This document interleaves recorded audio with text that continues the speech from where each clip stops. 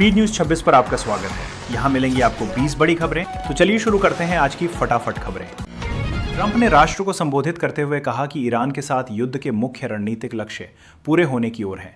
उन्होंने 2 से 3 हफ्ते में बड़ा हमला करने का संकेत दिया और ईरान को स्टोन एज में भेजने की धमकी दी। ईरान ने अमेरिकी विमान वाहक पर मिसाइल हमले का दावा किया। होर्मुज जलडमरू मध्य बंद करने की चेतावनी से तेल की कीमतें आसमान छू रही हैं।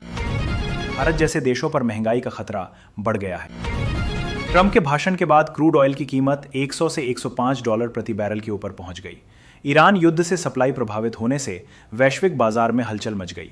भारत 90% तेल आयात करता है, इसलिए पेट्रोल, डीजल और एलपीजी पर असर पड़ेगा। शेयर बाजार गिरावट के साथ बंद हुए। सरकार ने कीमतें नियंत्रित रखने के लिए कदम उठाने का आश्वासन दिया, लेकिन आम लोगों पर बोझ बढ़ रहा है। कमर्शियल एलपीजी सिलेंडर की कीमत में 195 रुपये 55 पैसे की भारी बढ़ोतरी हुई है। 19 किलो वाले सिलेंडर अब दिल्ली में 2078 रुपये के करीब पहुंच गए। होटल, रेस्तरां और छोटे व्यवसायों पर अतिरिक्त खर्च का बोझ पड़ेगा। ईरान युद्ध से वैश्विक ईंधन संकट गहराने के कारण ये बढ़ोतरी हुई। घरेलू सिलेंडर की कीमतें अभी स्थिर रखी गई हैं, लेकिन मुंबई जैसे शहरों में सप्लाई प्रभावित होने से उल्टी प्रवास शुरू हो गया है। जेट फ्यूल की कीमतें रिकॉर्ड स्तर पर पहुंच गई हैं। एयरलाइंस कंपनियों की लागत बढ़ने से हवाई टिकट महंगे होने का अंदेशा है। इंडिगो समेत कई एयरलाइंस ने फ्यूल सरचार्ज बढ़ा दिया। ईरान युद्ध से वैश्विक ईंधन की उपलब्धता प्रभावित हुई है, जिससे यात्रियों पर अतिरिक्त बोझ पड़ रहा है। सरकार ने पेट्रोल और डीजल की कीमतें स्थिर रखने की कोशिश की, लेकिन लंबे समय तक संकट बने रहने पर महंगाई बढ़ सकती है। झारखंड के रामगढ़ में जेईई मेन 2026 परीक्षा केंद्र पर कंप्यूटर में छेड़खानी का मामला सामने आया। 3 आरोपियों को पुलिस ने गिरफ्तार कर लिया। एनटीए ने पूरी घटना की जांच शुरू कर दी है। छात्रों में काफी आक्रोश है और परीक्षा की निष्पक्षता पर सवाल उठ रहे हैं।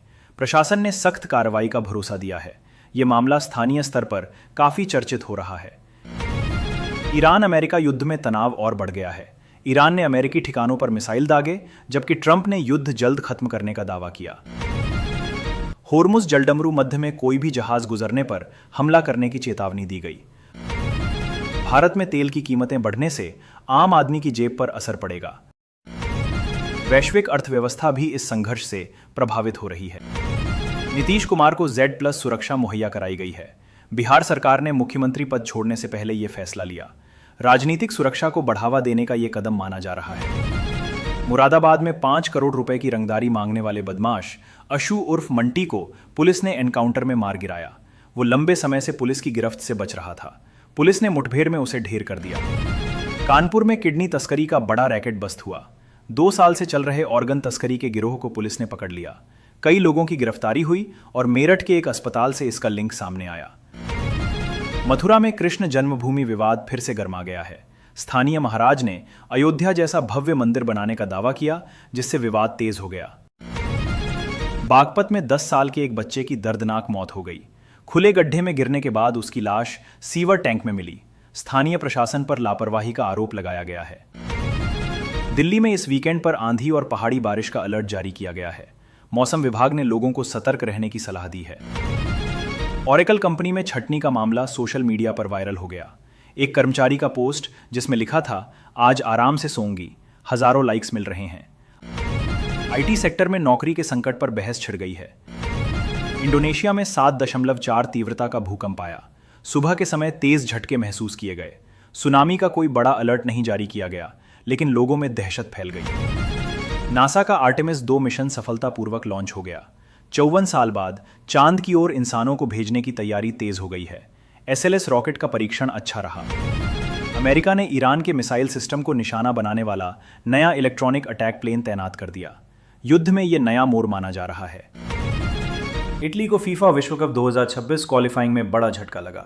बोस्निया से हार का सामना करना पड़ा। फुटबॉल की महाशक्ति पर यह असर पड़ा। सचिन तेंदुलकर और विव रिचर्ड्स जैसे दिग्गज खिलाड़ियों के बल्ले बनाने वाले मुंबई के अनुभवी कारीगर अनिल गुरव का निधन हो गया।